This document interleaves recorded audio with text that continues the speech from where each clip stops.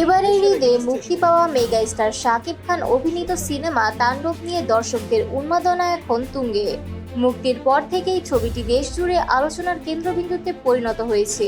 কিন্তু এই সফলতার মাঝেও একটি নেতিবাচক অধ্যায় পাইরেসি। সিনেমাটি হলে চলাকালীন সময়েই অনলাইনে ছড়িয়ে পড়ে পাইরেটেড কপি। এই ঘটনায় ক্ষুব্ধ প্রতিক্রিয়া জানিয়েছেন শাকিব খান। সম্প্রতি এক সংবাদ সম্মেলনে তিনি বলেন, পাইরেসি সত্ত্বেও তাণ্ডবের প্রতি দর্শকদের চাহিদা বরং আরও বেড়েছে। শাকিব খান স্পষ্ট করে বলেন, পাইরেসি হওয়ার পর একদল মানুষ প্রচার করতে শুরু করে সিনেমাটি আর চলবে না, টিকবে না। কিন্তু বাস্তবতা হলো ঠিক উল্টোটা ঘটেছে। তাণ্ডব এখন গুলশান থেকে গুলিস্তান পর্যন্ত এমনকি দেশ ছাড়িয়ে বিদেশেও দর্শকদের মুগ্ধ করছে। শুধু তাই নয়, শাকিব খান পাইরেসির বিরুদ্ধে সবাইকে একসাথে রুখে দাঁড়ানোর আহ্বান জানান।